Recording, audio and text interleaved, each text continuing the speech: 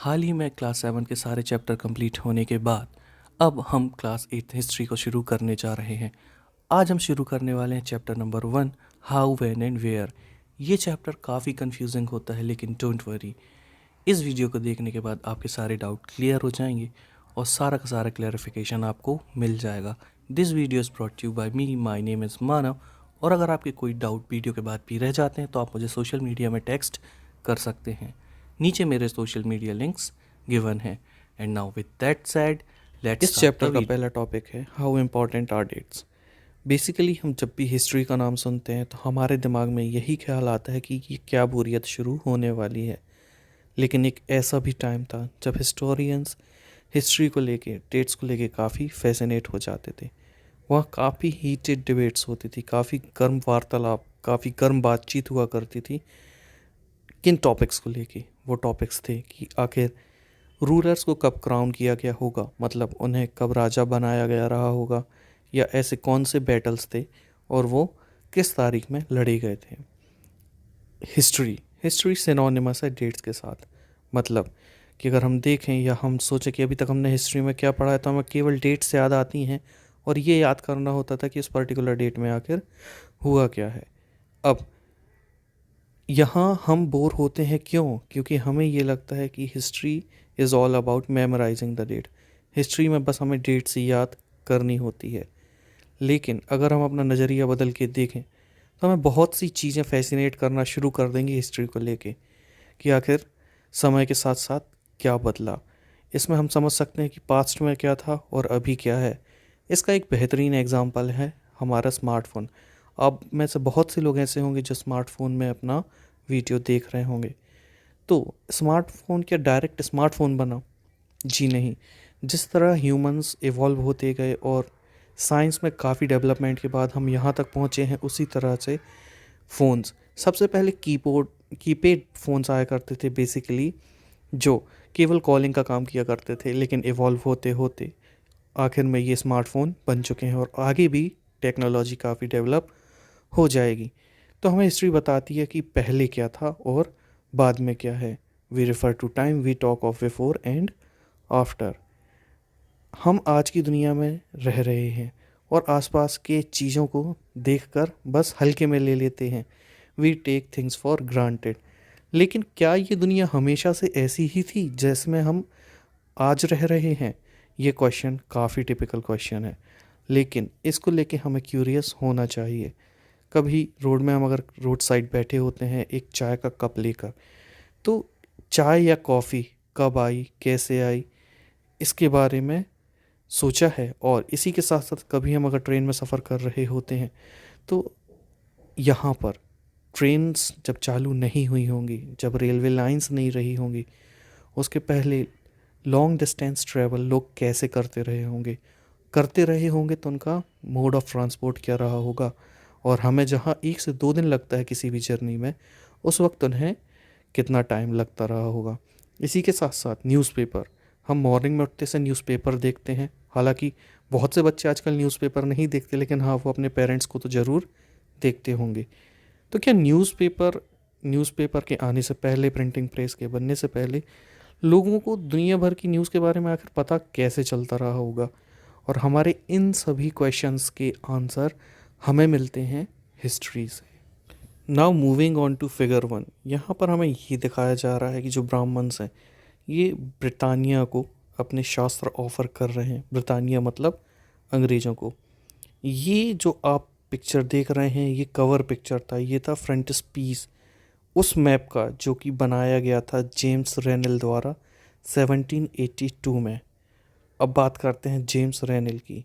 James Rennell, Robert Clive ने इसे जिम्मेदारी दी थी कि वो हिंदुस्तान के मैप्स को बनाएगा। जेम्स रेनल काफ़ी एंथुसियास्टिक सपोर्टर था, काफ़ी ज़्यादा सपोर्ट करता था ब्रिटिशर्स के कॉन्क्वेस्ट को जो कि उन्होंने इंडिया के ऊपर की थी। रेनल ये सोचता था कि मैप एक एसेंशियल पार्ट है डोमिनेशन को शो करने का। किसकी डोमिनेशन? वो डोमिनेशन जो ब्रिटिशर्स की थी इंडिया पर।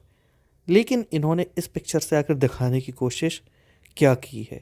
उन्होंने यह दिखाने की कोशिश की है कि जो इंडियंस हैं ये अपनी इच्छा से अपने टेक्स्ट को दे रहे हैं किसे, ब्रिटानिया को, मतलब ब्रिटिशर्स को, और ये सिंबलाइज करता है ब्रिटिशर्स की पावर को। और ऐसा शो करने की कोशिश की जा रही है कि जो इंडियंस हैं वो खुद चाहते हैं कि Britishers protector of Indian culture बन जाएं। All such historical question refers us back to the notions of time. ऐसे सवाल जो अभी हमने किए थे, जैसे कि रेलवेज़ के पहले ट्रैवल कैसे करते रहे होंगे लोग, चाय पत्ती या हमारे यहाँ पर जो कॉफ़ी यूज़ होती है वो कैसे आई होगी, ये सारे सवाल हमें एक बार सोचने पर मजबूर ज़रूर कर देते हैं। तो ये कहना एक्चुअली इनकरेक्ट होगा कि ये सारे चेंजेस एक फिक्स डेट में हुए होंगे। क्यों? क्योंकि उन्होंने एक पीरियड ऑफ टाइम लिया होगा। जैसे इंडिया के जो लोग होंगे, इन्होंने एक दिन में ही चाय पीना शुरू नहीं कर दी होगी। ओवर द टाइम लोगों को ये पसंद आना शुरू हुई होगी। इसी के साथ साथ यहाँ पर एक क्लियर डेट नहीं मेंशन होती ऐसे प्रोसेसेस के लिए। उसी तरह ब्रिटिश रूल या नेशनल मूवमेंट कब शुरू हुआ, इसके लिए कोई एक सिंगल फिक्स डेट नहीं है। ये वो चेंजेस हैं जो हमारी सोसाइटी में with in a period of time हुए होंगे। All these thing happened over a stretch of a time.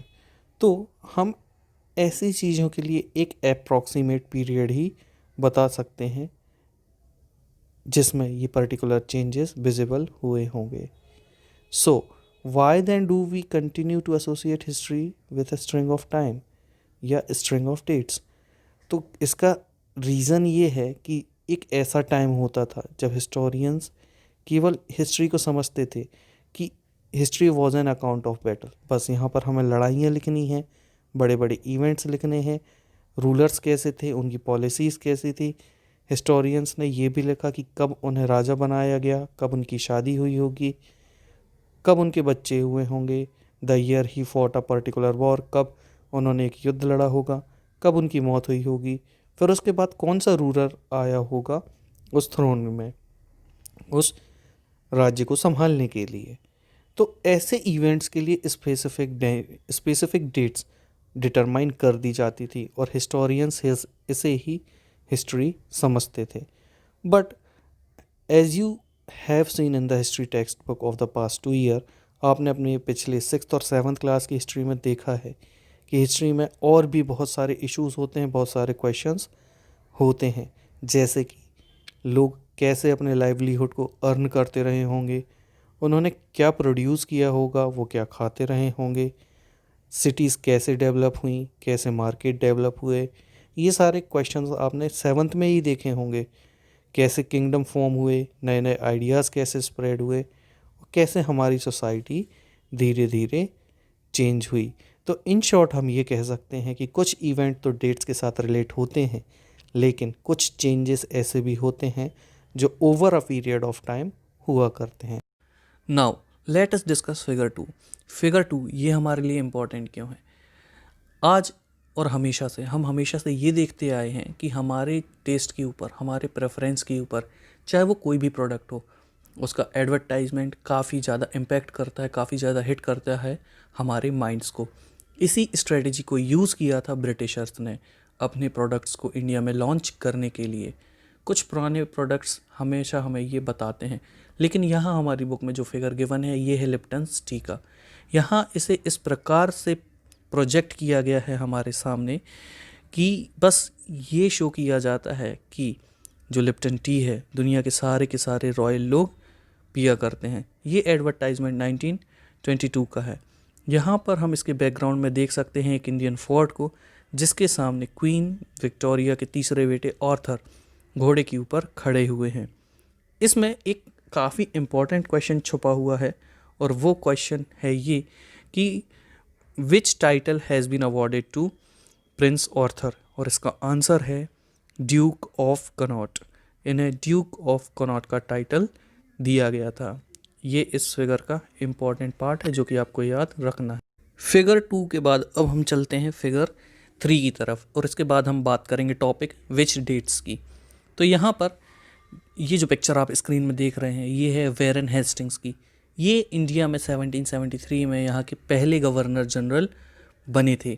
लेकिन स्पेशलिटी क्या है यहाँ पर? स्पेशलिटी ये है, और ये स्पेशलिटी ब्रिटिशर्स की है, ना कि इंडियन की। इंडियंस ने कभी भी ब्रिटिशर्स को ग्लोरीफाई नहीं किया था, लेकिन जो ब्रिटिशर्स हैं वो सारे के सारे अपने हिस्टोरिकल जो पर्सन होते हैं, जो इम्पोर्टेंट होते हैं उनके लिए, उनको काफ़ी अच्छे से मेंशन किया करते हैं।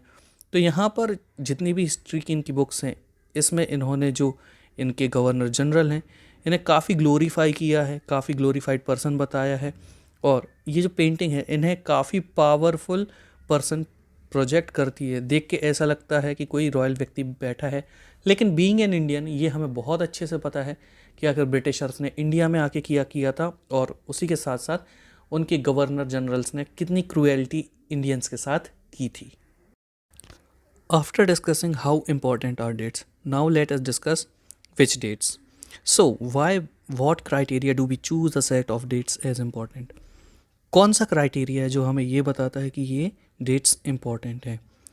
The dates we select, the dates around which we compose our story of the past are not important on their own. यहाँ पर ये कहने की कोशिश की जा रही है कि वो डेट्स जिनके आसपास हम अपनी स्टोरी को कंपोज करते हैं वो इतनी इम्पॉर्टेंट नहीं होती, बल्कि वो डेट्स इम्पॉर्टेंट इसलिए हो जाती है क्योंकि उस डेट्स के आसपास हम अपने कुछ सेट ऑफ इवेंट्स को डिस्कस कर रहे होते हैं। थोड़ी सी कॉम्प्लिकेशन होगी समझने में, चलिए मैं इजी बना देता हूँ। अगर हम बात करें 1850 की, तो 1850 एक डेट तो है लेकिन इसकी इम्पोर्टेंस है नहीं। लेकिन अगर हम बात कर लेते हैं 1857 की, तो यहाँ पर हमें क्लियरली याद आ जाता है फर्स्ट वॉर ऑफ इंडिपेंडेंस। तो अब यहाँ पर फर्स्ट वॉर ऑफ इंडिपेंडेंस में काफ़ी सारे सेट ऑफ इवेंट्स हुए थे जिसकी वजह से वो डेट इम्पॉर्टेंट बन जाती है। तो डेट्स इवेंट्स को इम्पॉर्टेंट नहीं बनाती, बल्कि जो इवेंट्स होते हैं वो डेट्स को इम्पॉर्टेंट बनाया करते हैं, और यहीं पर हमारा सारा का सारा फोकस चेंज हो जाता है। So if our focus of study changes, if we begin to look at new issues, a new set of dates will appear significant. अब हम अगर सेट ऑफ इवेंट्स को चेंज कर दें तो अपने आप ही डेट बदल जाती है, क्योंकि बीइंग एन इंडियन अगर हम ये सोचें कि 1857 में क्या हुआ था, तो ये हमारे लिए इम्पॉर्टेंट है कि फर्स्ट वॉर ऑफ इंडिपेंडेंस हुआ था।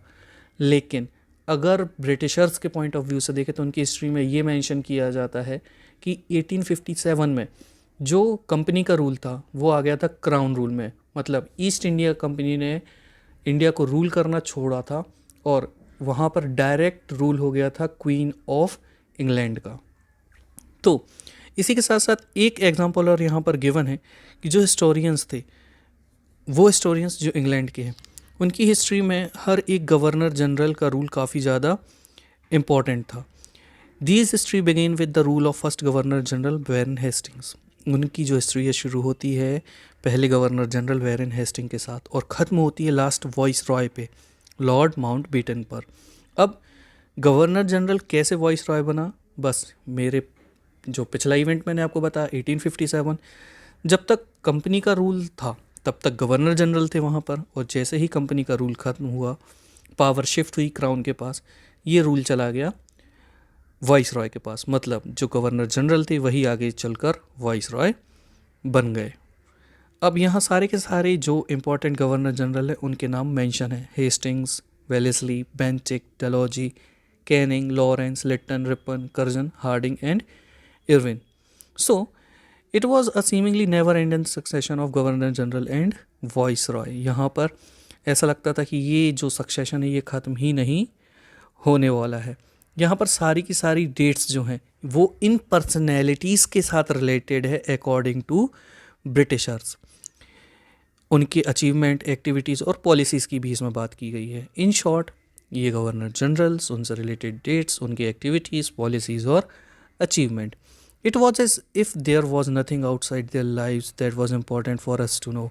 उनके हिसाब से तो बस भैया हमारे यहाँ पर कोई इम्पोर्टेंट और किसी भी तरीके की इम्पोर्टेंट एक्टिविटी है ही नहीं। यहाँ पर उनके हिसाब से बस भाई यही भगवान है, यही सब कुछ है। लेकिन ऐसा नहीं था, बहुत सी ऐसी एक्टिविटीज़ थी जो काफ़ी ज़्यादा इम्पॉर्टेंट हुआ करती थी। When we write history or a story, we divide it into chapters. जब भी हम बात करते हैं हिस्ट्री की या स्टोरी की, आप अपनी बुक में देख लीजिए, आपको हिस्ट्री के चैप्टर्स मिलेंगे, या कोई भी स्टोरी होती है उनमें भी चैप्टर्स होते हैं। Why do we do this? It is to give each chapter some coherence. हर एक चैप्टर पिछले चैप्टर से अपनी रिलेटिविटी रखता है. अगर हम चैप्टर 2 पढ़ रहे होंगे तो इट्स क्वाइट ऑब्वियस कि वो चैप्टर 1 से कहीं ना कहीं रिलेटेड होगा, और चैप्टर 1 के कुछ इवेंट्स ऐसे होंगे जो हमारे व्यू को, हमारी स्टोरी को, हमारी हिस्ट्री को काइंड ऑफ चैप्टर 2 में क्लियर कर देंगे. सो in the process we focus only on those events that help us to give shape story we are telling. तो इस प्रोसेस में ये वो इवेंट्स होते हैं जो हमारी स्टोरी को शेप करते हैं, जो हम बता रहे होते हैं. इन the history that revolve around the life of British Governor General, the activities of Indians simply do not fit. They have no space. मैंने आपको पहले ही बताया था कि यहाँ पर अगर हम बात करें ब्रिटिश गवर्नर जनरल्स की हिस्ट्रीज़ में, तो वहाँ पर इंडियन सिंपली फिट ही नहीं होते. वहाँ पर इंडियंस के द्वारा किए गए किसी भी महान काम को या इम्पॉर्टेंट इवेंट को कोई भी स्पेस नहीं दिया गया है. सो क्या ये आखिरी था, अब हमारी हिस्ट्री यहाँ ख़त्म है? क्या वहाँ उस समय कोई इम्पॉर्टेंट इवेंट नहीं हुए? कॉन्टेम्प्रेरी मतलब उसी टाइम पर events happening at the same time, इसे हम कॉन्टेम्प्रेरी कहते हैं. तो कॉन्टेम्प्रेरीली बहुत से इवेंट्स हुए थे. हमारा भारत आज़ाद हो चुका था, लेकिन ये कोई भी इवेंट वहाँ पर मेंशन नहीं किया जाता.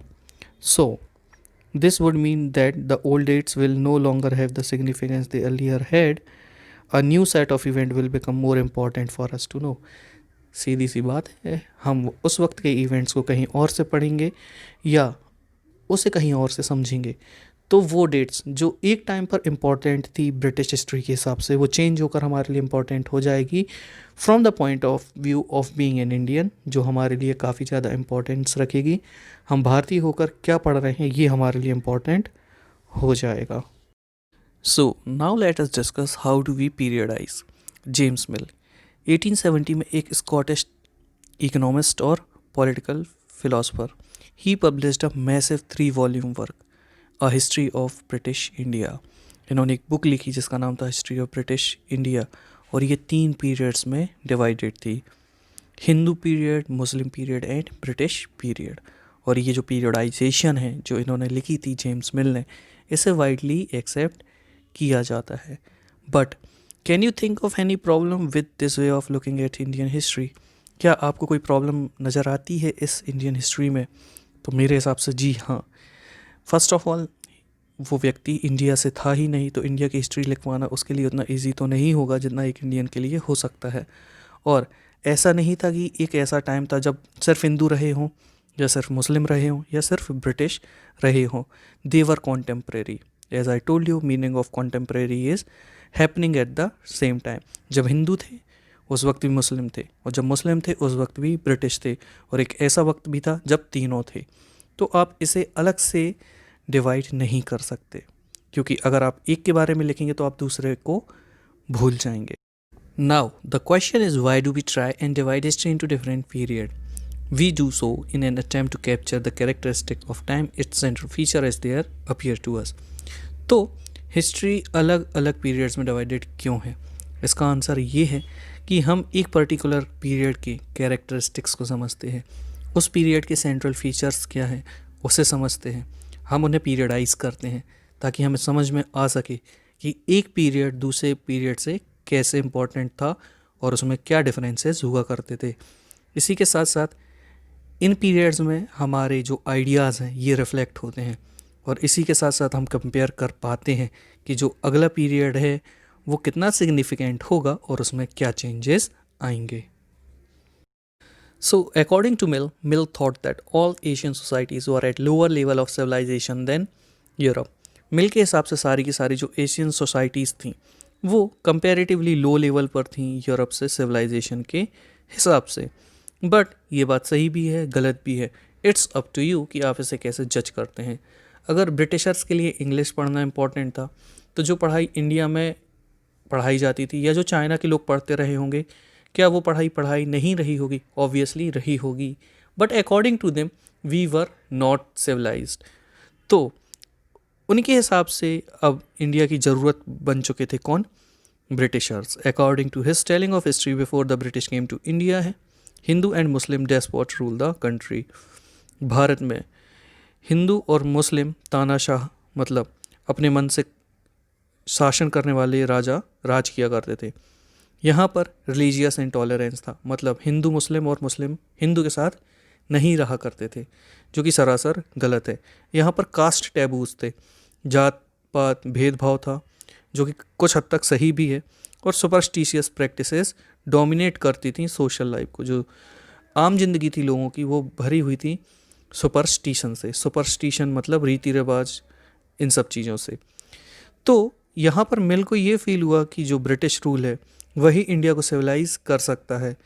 इसी वजह से ये नेसेसरी हो गया था यूरोपियंस के लिए कि वो European manner, European arts, European institution और यूरोपियंस लॉ को इंडिया में इंट्रोड्यूस करे।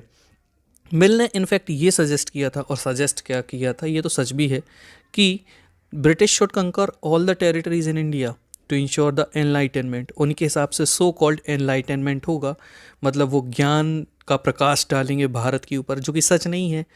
उनका मेन एम था just to earn maximum profit, जितनी वो लूट इंडिया में मचा सकें मचा लें, and happiness of Indian people, जो कि बिल्कुल भी सही नहीं था।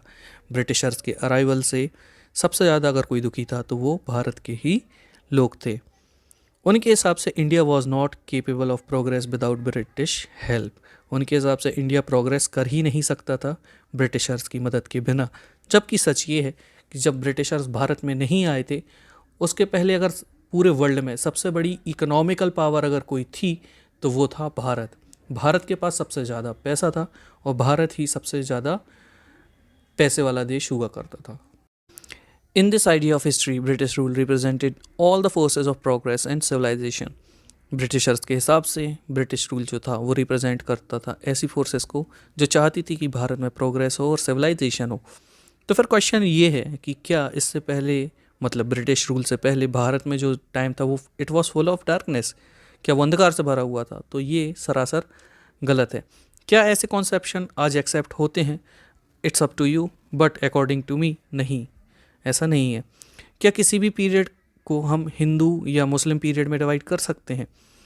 क्या अलग अलग जो फेथ्स हैं, अलग अलग धर्म हैं, एक साथ एग्जिस्ट नहीं करते रहे होंगे? और why should we characterise an age only through the religion of the rulers of the time? और किसी भी एक टाइम को हम किसी रूलर के रिलीजन के हिसाब से कैरेक्टराइज क्यों करें? To do so is to suggest that the lives and practices of the others do not really matter. अगर हम ऐसा कर रहे हैं तो सीधी सीधी बात ये है कि हम ये कहना चाहते हैं कि जो दूसरे लोग हैं उनका जीवन और उनके रहने के तौर तरीके हमारे लिए किसी भी तरीके की इम्पोर्टेंस नहीं रखते। बट वी शुड रिमेंबर, हमें ये याद होना चाहिए कि जब before the arrival of Britishers और इवन मुगल्स, भारत में जो सारे के सारे रूलर्स होते थे उनका भी एक धर्म नहीं होता था, वो भी अलग अलग धर्मों से बिलोंग किया करते थे। Moving away from British classification, historians have usually divided Indian history into ancient, medieval and modern. तो ब्रिटिशर्स ने अपने हिसाब से डिवाइड किया था हिंदू, मुस्लिम और ब्रिटिशर्स में। बहुत से ऐसे हिस्टोरियंस हैं जिन्होंने इंडियन हिस्ट्री को डिवाइड किया है एंशियंट में, मेडिवल में एंड मॉडर्न में। और ये वही 3 अलग अलग टाइप के पीरियड्स हैं हिस्ट्री के जो मैक्सिमम इंडियन स्टूडेंट्स पढ़ा करते हैं। बट इस डिवीज़न में भी एक प्रॉब्लम है। वो प्रॉब्लम क्या है? It is a periodisation that is borrowed from the west. इस पीरियडाइजेशन को भी वेस्ट से लिया गया है, मतलब countries like USA, France, Germany, ये वेस्ट कंट्रीज़ कहलाती हैं। यहाँ पर इनके हिसाब से जो मॉडर्न पीरियड है वो रिलेट करता है वो सारी फोर्सेस के साथ जो मॉडर्निटी को रिप्रेजेंट करती हैं, जैसे कि science, reason, democracy, liberty and equality. Medieval एक ऐसा टर्म है जो यूज़ किया जाता है ऐसे टाइम को डिस्क्राइब करने के लिए जहाँ पर मॉडर्न सोसाइटी एग्जिस्ट नहीं करती। तो can we uncritically accept this characterization of modern period to describe the period of our study? क्या हम इसे एक्सेप्ट कर लेंगे अपनी स्टडी को डिस्क्राइब करने के लिए? सो अब हम इस बुक में देखने वाले हैं कि ब्रिटिश रूल जो था इसमें इक्वेलिटी नहीं थी, फ्रीडम नहीं था और लिबर्टी भी नहीं थी, and nor was the period one of economic growth and progress. और ये ऐसा पीरियड नहीं था जहाँ पर भारत सोने की चिड़िया से हीरे की चिड़िया बन गया हो। इवन उन्होंने सारा जो इंडिया का इकोनॉमिक ट्रेजर था वो लूट लिया था। दैट्स वाई बहुत से जो हिस्टोरियन हैं इस पीरियड को रेफ़र करते हैं as a colonial period. So this is the end of this video. I hope you liked it. अगर आपको वीडियो पसंद आया है तो अपने दोस्तों में शेयर करें, वीडियो को लाइक करें, चैनल को सब्सक्राइब करें and don't forget to follow me on social media. Thank you. God bless you all.